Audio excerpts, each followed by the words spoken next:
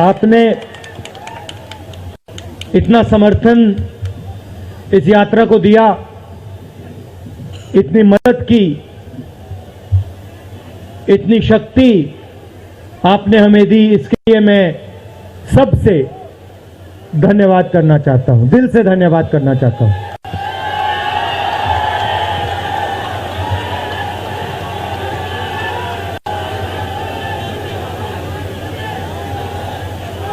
इस यात्रा का लक्ष्य भारत को जोड़ने का है।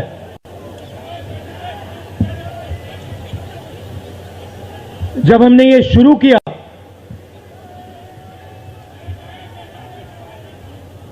कन्याकुमारी में यात्रा शुरू की, तो मैं सोच रहा था कि नफरत को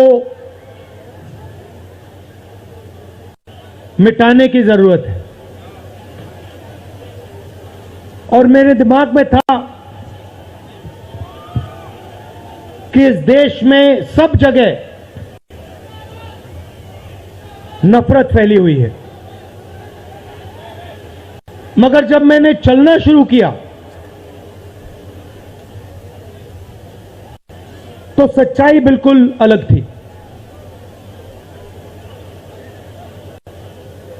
मैंने मीडिया के बारे में कहा, शुरुआत में कहा कि हमारे दोस्त हैं,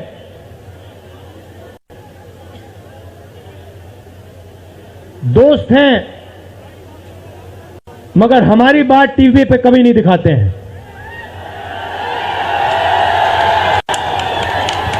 और वो तो तब भी ठीक है, वो ठीक है, हमारी बात नहीं उठाएं तो ठीक है, कोई प्रॉब्लम नहीं है। मगर ये एक और काम करते हैं, इनकी गलती नहीं है। देखिए, ये जो यहां खड़े हैं, इनसे गुस्सा मत होइए, इनकी गलती नहीं है। देखिए, मुस्कुरा रहे हैं, ये जानते लगाम लगी हुई है, पीछे से लगाम लगी हुई है। मगर इनके जो चैनल हैं, ये भी नफरत फैलाने का काम करते हैं। 24 घंटा हिंदू मुस्लिम, हिंदू मुस्लिम, हिंदू मुस्लिम, हिंदू मुस्लिम, हिंदू मुस्लिम। ये सच्चाई नहीं है भाइयों और बहनों। मैं चला हूं कन्याकुमारी से यहां तक, ये सच्चाई नहीं है।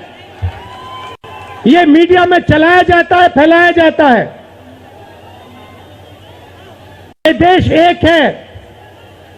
इन सड़कों पे लाखों लोगों से मिला हूं, सारे के सारे एक दूसरे से मोहब्बत करते हैं, प्यार करते हैं, गले लगते हैं। तो सवाल उठता है, क्योंकि ये नहीं कर रहे हैं, इनके पीछे जो शक्ति है, इनके पीछे जो शक्ति है वो कर रही है। तो सवाल उठता है, ये क्यों हो रहा है? जब सच्चाई ये है कि देश का आम नागरिक, चाहे हिंदू हो, मुस्लिम हो, सिख हो, ईसाई हो, किसी भी जात का हो, वो एक दूसरे से प्यार करता है, मोहब्बत करता है, एक दूसरे की इज्जत करता है। 90% लोग इस देश के एक दूसरे से प्यार करते हैं, मोहब्बत करते हैं, इज्जत करते हैं। देखिए मेरे सामने, ये देखिए, घूम के देखिए, ये जैन मंदिर है, गुरुद्वारा है, मंदिर है, मस्जिद है, ये है हिंदुस्तान। ये सच्चाई है हिंदुस्तान की, और ये नई बात नहीं है, ये हजारों साल से इस देश की सच्चाई है। प्यार से ये देश मिलकर एक साथ रहा है। तो सवाल उठता है, ये जो मीडिया के लोग हैं, ये नहीं, जो इनके पीछे हैं, ये नफरत क्यों फैलाना चाहते हैं? आपने कभी पूछा अपने आप से कि मीडिया 24 घंटा कभी मोहब्बत की बात नहीं करेंगे? कभी आपने देखी है? कभी टीवी पे देखा कि देखो एक हिंदुस्तानी दूसरे हिंदुस्तानी से गले लग गया? कभी देखा? नहीं, कभी नहीं दिखेगा। सही बात है ना? सही बात। कभी नहीं दिखेगा। इसका कारण है भाइयों और बहनों, मैं आपसे पूछना चाहता हूं, आप में से किसी का कभी जेब काटा गया है? आपका जेब काटा गया? आपका जेब काटा गया? तो जब जेब काटा जाता है, आपका काटा गया ना, तो जब कोई आपका जेब काटता है तो वो क्या करता है? सबसे पहले उसे क्या करना पड़ता है? नहीं नहीं नहीं, ब्लेड तो बाद में आता है, मगर पहले क्या करता है? पहले वो आपके ध्यान को इधर करता है, आपके ध्यान को लेकर उधर ले जाता है। भाइयों और बहनों, ये जो करा जा रहा है आपके ध्यान को हटाने के लिए किया जा रहा है, और ये 24 घंटा करते हैं और फिर आपकी जेब काटी जाती है। बढ़िया बढ़िया, क्योंकि सच्चाई है। 24 घंटा हिंदू मुस्लिम, हिंदू मुस्लिम, हिंदू मुस्लिम, और फिर जो भी आपका पैसा है, किसानों का, मजदूरों का, आपके एयरपोर्ट, आपके पोर्ट, आपकी सड़कें,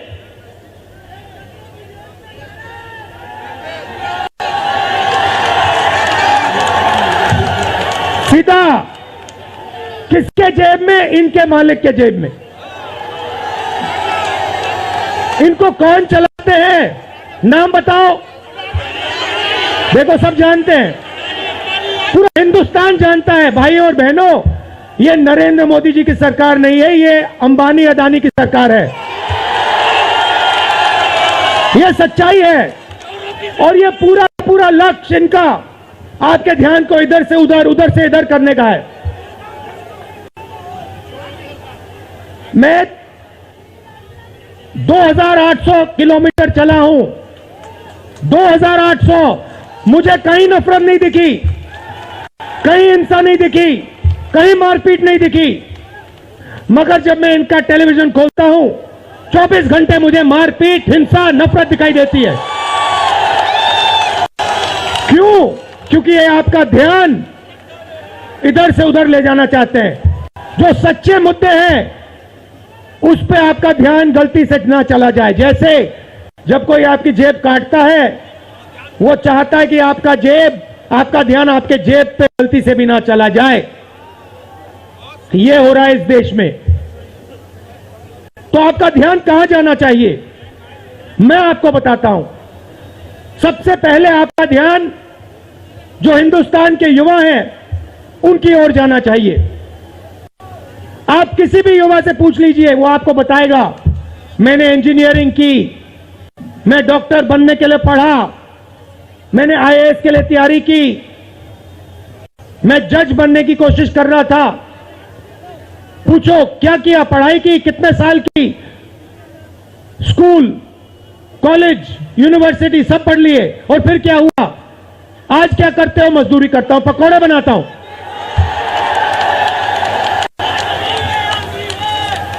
बेरोजगारी क्यों आई? मैं आपको बताता हूं। और जो हमारे छोटे व्यापारी हैं, जो स्मॉल और मीडियम बिजनेस चलाते हैं, आप अच्छी तरह सुनिए, क्योंकि आप इस देश के भविष्य हो। अगर इस देश को कोई रोजगार दे सकता है तो इस देश का किसान और ये जो छोटे व्यापारी हैं और स्मॉल और मीडियम बिजनेसेस चलाते हैं, ये लोग हैं। क्यों? क्योंकि ये लाखों हैं,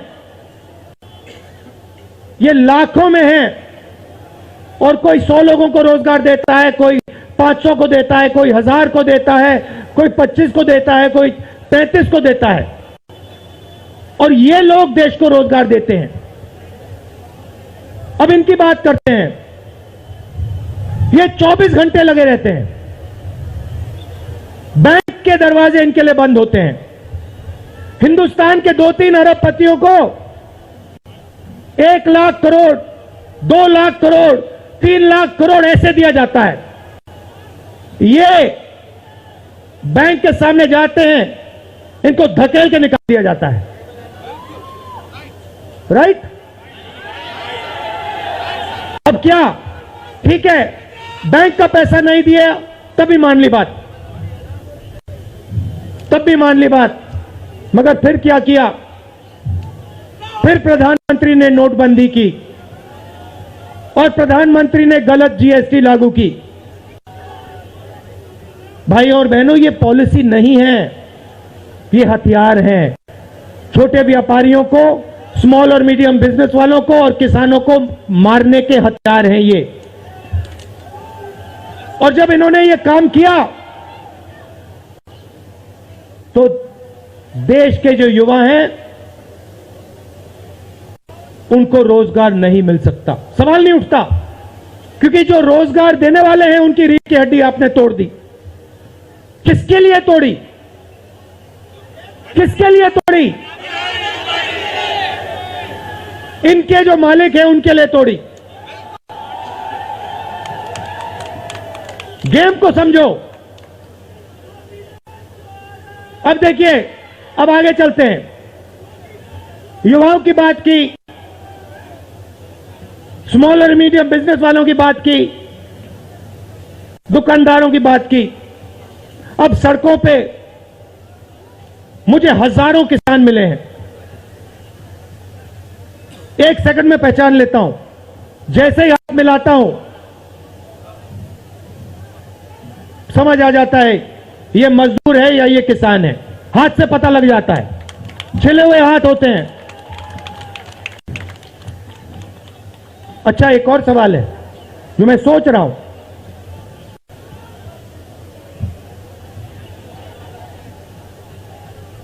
प्रेस वाले ने मुझे पूछा क्या आपको ठंड नहीं लगती? और मैंने सोचा ये मुझसे पूछ रहे हैं, हिंदुस्तान के किसान से क्यों नहीं पूछते? ये हिंदुस्तान के मजदूर से क्यों नहीं पूछते? ये हिंदुस्तान के गरीब बच्चों से क्यों नहीं पूछते? फिर कहते देखो 2800 किलोमीटर चल लिए, कोई बड़ी बात नहीं है। पूरा हिंदुस्तान चलता है, जिंदगी भर चलता है। किसान चलता है, मजदूर चलता है, फैक्ट्री में जो काम करते हैं वो चलते हैं। तो हमने ये कोई बड़ा काम नहीं किया भाई और बहनें, पूरा हिंदुस्तान करता है, रोज करता है। हम 2800 किलोमीटर चलते हैं, किसान शायद जिंदगी में 10,000, 15,000, 20,000 चल लेता है।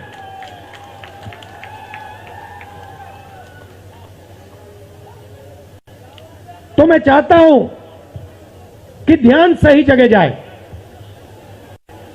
अब बीजेपी ने धर्म की बात उठाई है,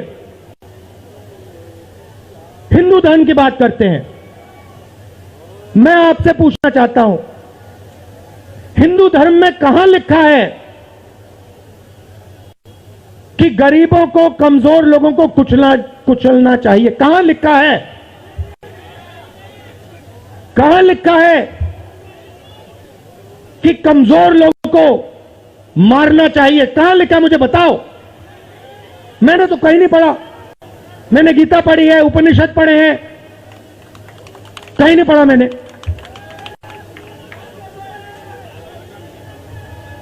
आपने पढ़ा कहीं? गले लगाने की बात होती है। अच्छा ठीक है, देखिए अब ये लोग देश में डर फैला रहे हैं। नफरत नहीं दिखी मगर डर दिखा। किसके दिल में डर? किसान के दिल में, युवाओं के दिल में, छोटे दुकानदारों के दिल में, स्मॉल और मीडियम बिजनेस जो चलाते हैं उनके दिल में, माताओं बहनों के दिल में। मुझसे कहती है राहुल जी, बीजेपी की सरकार में हम तो सड़क पर, शाम को सड़क पर नहीं निकल सकते। तो डर फैला दिया है। सही सही। अच्छा, आपने शिव जी की फोटो देखी है? उसमें उनका हाथ ऐसे देखा आपने? इसको क्या कहते हैं? इसको क्या कहते हैं? इसको अभय मुद्रा कहते हैं। इसका मतलब क्या होता है? इसका मतलब होता है डरो मत। तो शिव जी कहते हैं डरो मत। हिंदू धर्म कहता है डरो मत। और ये लोग 24 घंटा इस देश में डर फैलाने की कोशिश करते हैं। अच्छा, एक और मजे की बात बताता हूं आपको। मैं सोच रहा था, आपने ये यात्रा देखी होगी, इसमें आपको हिंसा दिखी? कहीं नहीं दिखी? किसी ने किसी को मारा? किसी ने गाली दी? नहीं। आपने इसमें नफरत देखी? बिल्कुल नहीं। इसमें किसी ने यह पूछा भैया तुम्हारा धर्म क्या है? किसी ने कहा भाई तुम हिंदू हो, मुसलमान हो, सिख हो, ईसाई हो, क्या हो? नहीं। किसी ने यह पूछा तुम स्त्री हो या पुरुष हो? किसी ने यह पूछा तुम्हारी क्या जात है? बिल्कुल नहीं। कपड़े भी नहीं पूछे, कपड़े भी नहीं पूछे।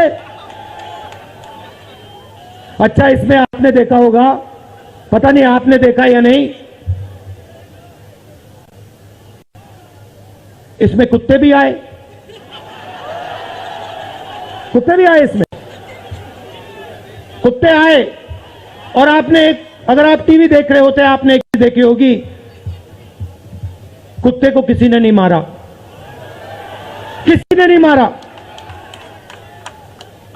इसमें गाय भी आई, भैंस भी आए,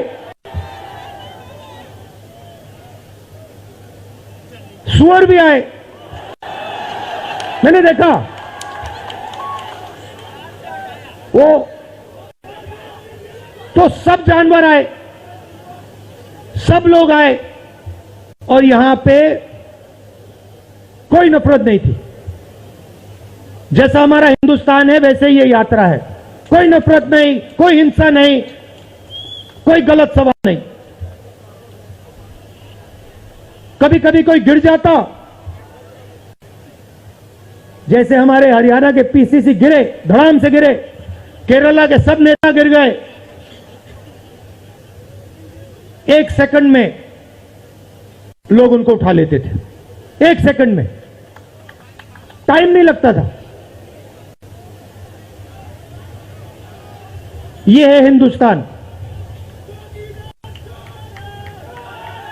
नहीं, देखिए, मैं आपको एक बात बताता हूं, सच्चाई समझनी होगी। सच्चाई ये है कि जैसे इन पर लगाम लगी हुई है वैसे हिंदुस्तान के प्रधानमंत्री पे भी लगाम लगी हुई है।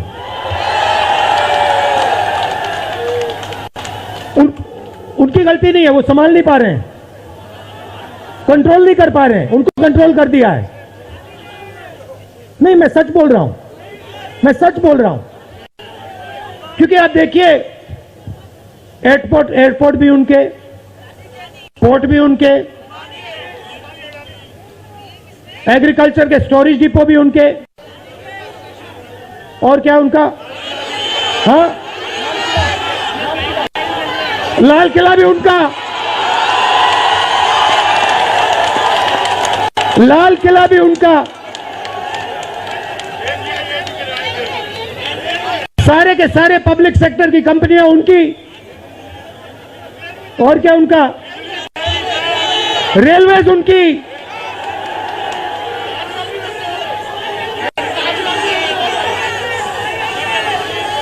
अभी भाइयों और बहनों ताजमहल भी चला जाएगा, तो सब कुछ उनका। तो ये देश की सच्चाई है। हाईवे भी उनके, सेलफोन भी उनके,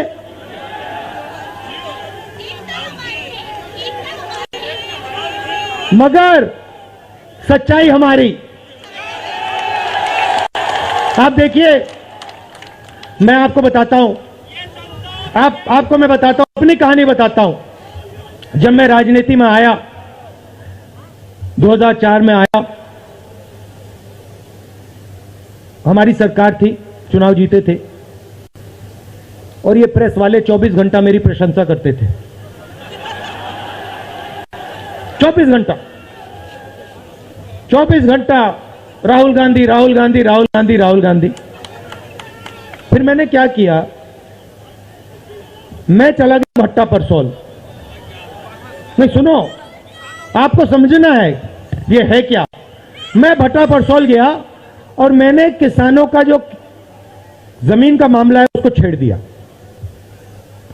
और भाई और बहनों, जैसे ही मैंने किसानों का जमीन का मामला छेड़ा वैसे ही ये मेरे पीछे पड़ गए। उसके बाद जमीन अधिग्रहण बिल, भट्टा परसोल के बाद जमीन अधिग्रहण बिल लाया, कांग्रेस की सरकार लाई। उसके बाद तो पूरा फुल टाइम 24 घंटा मेरे पीछे पड़ गए। प्रधानमंत्री जी ने, बीजेपी ने, मैं आपको सच्चाई के बारे में बताना चाह रहा हूं, प्रधानमंत्री ने, बीजेपी ने हजारों करोड़ रुपए लगा दिए मेरी छवि को खराब करने में, हजारों करोड़ रुपए। और आपने देखा होगा मैंने एक शब्द नहीं बोला, बिल्कुल चुप, बिल्कुल चुप। मैंने एक शब्द नहीं बोला। मैंने ये नहीं बोला भैया ये गलत बोल रहे हैं, ये ठीक नहीं है ना, मैं बिल्कुल चुप, चुप। क्योंकि मैंने कहा चलो देखता हूं कितना दम है, और लगाया। पूरी की पूरी मीडिया लग गई, व्हाट्सएप पे लगाया, फेसबुक पे लगाया, सब जगह 24 घंटा राहुल गांधी के बारे में। कुछ नहीं बोला मैंने, पूरे देश में फैला दिया। और फिर एक महीने मैंने आपको सच्चाई दिखा दी और पूरा पूरा खत्म। देखो सच्चाई कैसे काम करती है। सच्चाई को छुपाया नहीं जा सकता है, कहीं ना कहीं से सच्चाई बाहर आ जाती है। और ये यात्रा हिंदुस्तान को जोड़ने की है। क्यों? क्योंकि इस नफरत से, इस डर से हमारे प्यारे देश को नुकसान हो रहा है।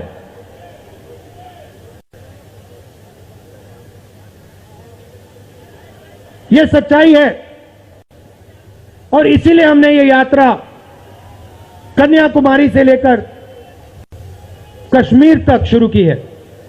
और ये जो हमारा तिरंगा है इसको हम श्रीनगर में जाके वहां पे लहराएंगे। और आप में से हजारों लोग हमारे साथ चलोगे, हजारों लोग चलोगे।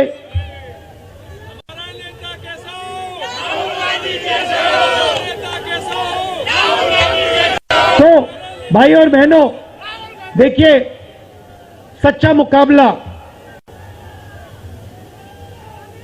दुनिया में, सच्चा मुकाबला चाइना और हिंदुस्तान के बीच में है। ठीक है, चाइना ने 2000 स्क्वायर किलोमीटर हमारी जमीन ले ली है। प्रधानमंत्री जी कहते हैं कि हमारे बॉर्डर के अंदर कोई नहीं आया। तो भैया प्रधानमंत्री जी, अगर कोई नहीं आया तो हमारी सेना उनकी सेना के साथ 21 बार क्यों बात कर रही है? और हमारे जो सेना के लोग हैं, हमारे डिफेंस फोर्सेस के लोग हैं, वो क्यों कह रहे हैं कि चाइना ने हमारी जमीन ले ली है? मगर देखिए, कंपटीशन आर्थिक है, मुकाबला आर्थिक है। ये आपके जो सेलफोन है, ये आपके जो शर्ट है, जूते हैं, इसके पीछे आप देखिए, प्रेस वालों के जो कैमरा है इसके पीछे देखिए, उसके पीछे आपको लिखा दिखेगा मेड इन चाइना।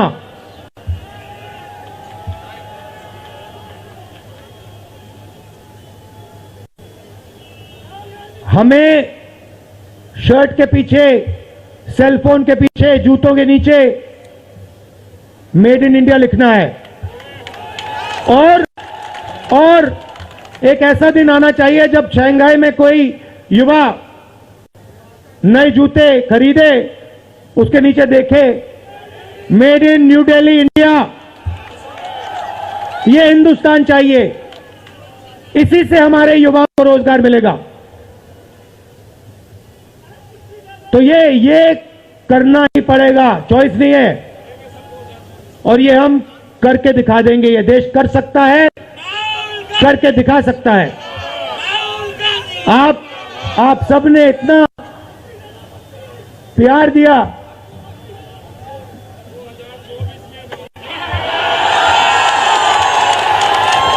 आपने इतना प्यार दिया। मैंने भाषण में राजस्थान में कहा था, आपके नफरत के बाजार में हम मोहब्बत की दुकान खोलेंगे। आपने लाखों दुकानें खोल दी हैं। आप सबका दिल से बहुत बहुत धन्यवाद। नमस्कार, जय हिंद।